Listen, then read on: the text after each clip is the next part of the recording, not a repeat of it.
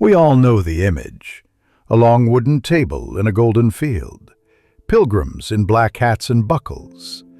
Wampanoag men and women sharing roasted turkey, corn, and pumpkin pie in a moment of perfect peace. It's an image of harmony, of gratitude, of a simpler beginning. But the truth behind the first Thanksgiving is far more complicated and far more human. If you like historical dives like this, check out the Historical History channel for weekly documentaries and daily shorts. Now, get that turkey stuffed, those taters smashed, and the yams yammed up Big Johnson style, because it's time to give thanks. In the autumn of 1620, a small ship named the Mayflower arrived off the coast of what is now Massachusetts. On board were 102 passengers, men, women, and children who called themselves saints, though history remembers them as the Pilgrims. They weren't just seeking land, they were seeking freedom from persecution. English separatists who had spent years in exile in the Netherlands. But religious freedom didn't mean tolerance for all. It meant freedom for their own beliefs. The voyage was brutal. The winter that followed was worse. Half of them died before spring. When the survivors looked out over the icy landscape, they saw what they believed to be wilderness. But it was no wilderness at all. It was the homeland of the Wampanoag people, a complex society of villages, agriculture, diplomacy, and trade, devastated by European disease in the years before the Pilgrims arrived. The Pilgrims might not have survived without the help of one man, Tisquantum, known to them as Squanto.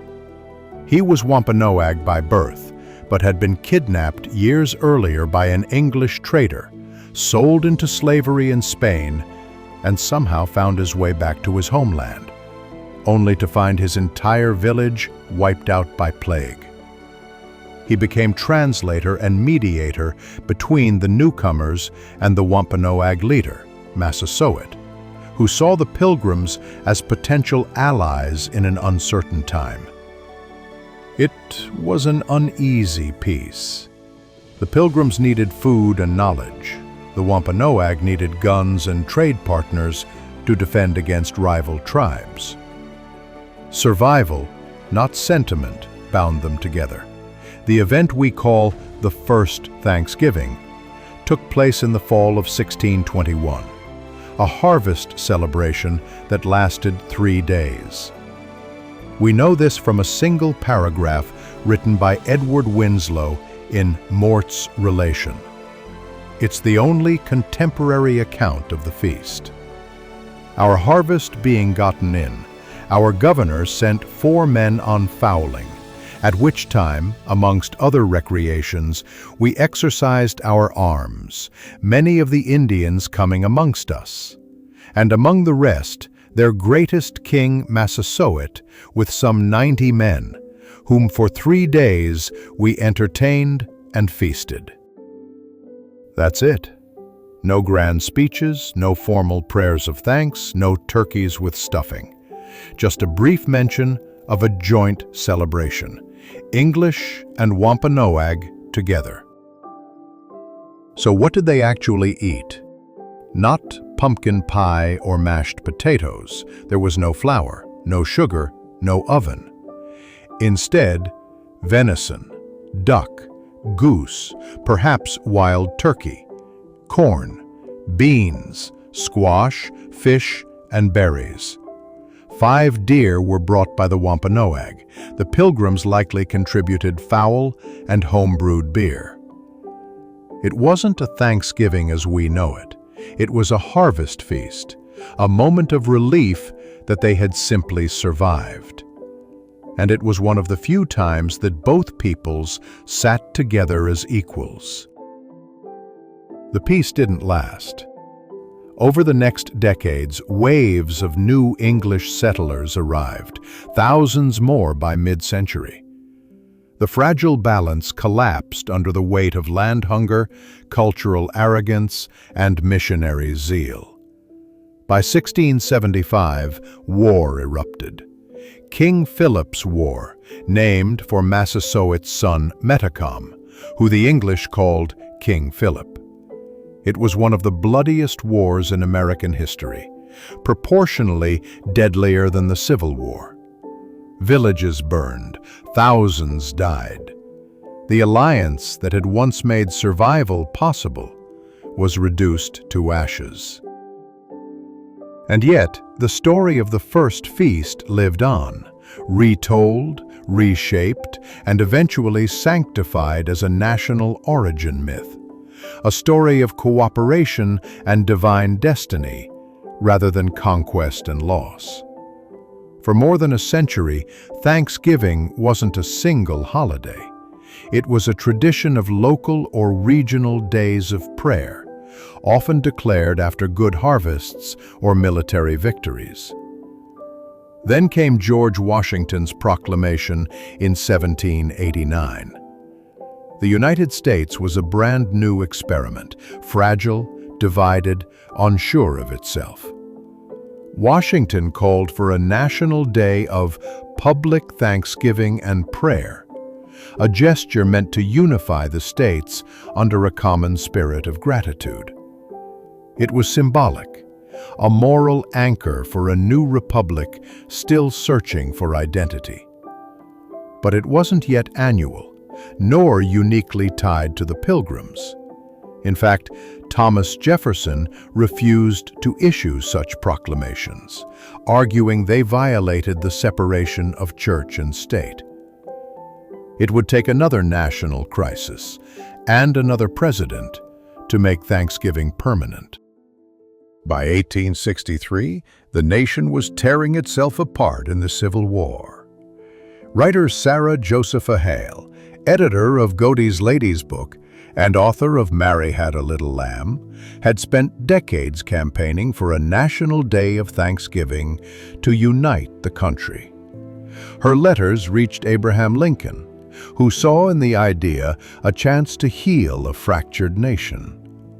In October 1863, he proclaimed the last Thursday of November a day of thanksgiving, not to celebrate a harvest, but to remind a wounded nation of what remained worth saving. It was a political and spiritual act, gratitude as a tool of unity. From that year on, the holiday was fixed in the American calendar. In the decades that followed, the story of Thanksgiving evolved, or perhaps was rewritten. Painters, textbook authors, and politicians turned the 1621 feast into a national origin story. Pilgrims and Indians in peaceful friendship, a moral parable about cooperation and divine providence. It was convenient. It framed colonization not as conquest, but as collaboration. It allowed Americans to celebrate their beginnings without confronting the violence that followed. By the early 20th century, the holiday had become a symbol of home, family, and faith, reinforced by parades, football games, and the promise of turkey dinners. Even the date became political.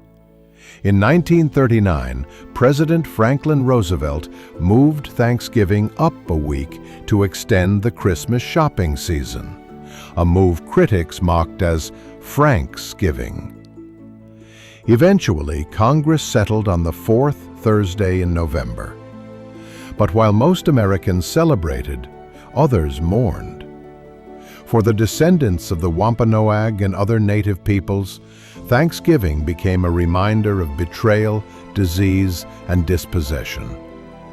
In 1970, Wampanoag leader Frank James was invited to speak at a Plymouth ceremony, until organizers read his speech, which spoke honestly about the suffering of his people. He was silenced. So he and others gathered on Coles Hill, overlooking Plymouth Rock, to hold the first National Day of Mourning, a tradition that continues every year.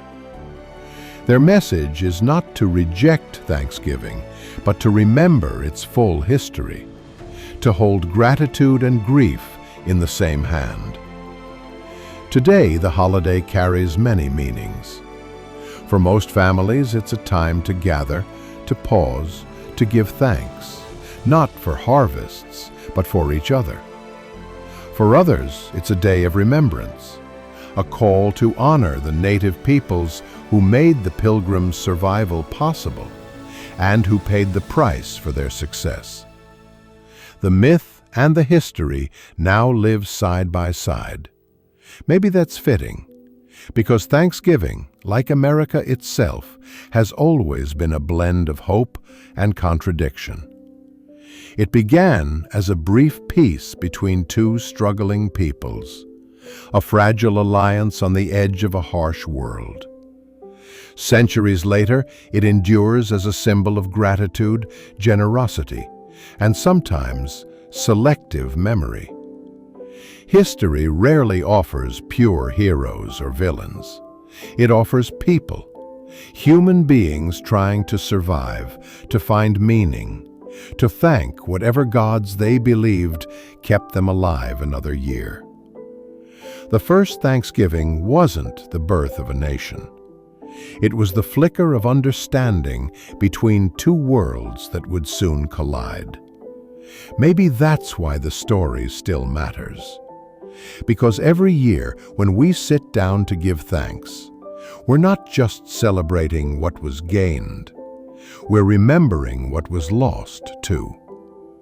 And perhaps the truest gratitude is not for the myths we tell, but for the courage to face the truth behind them. Thanks for watching. If you liked the video, be sure to like it. It's like giving thanks to me. And you know, I'm awesome. You should be thankful for that too, so you have to give thanks twice at the very least. Now, subscribe and go away. And come back next week, please. Pretty please? Okay, bye.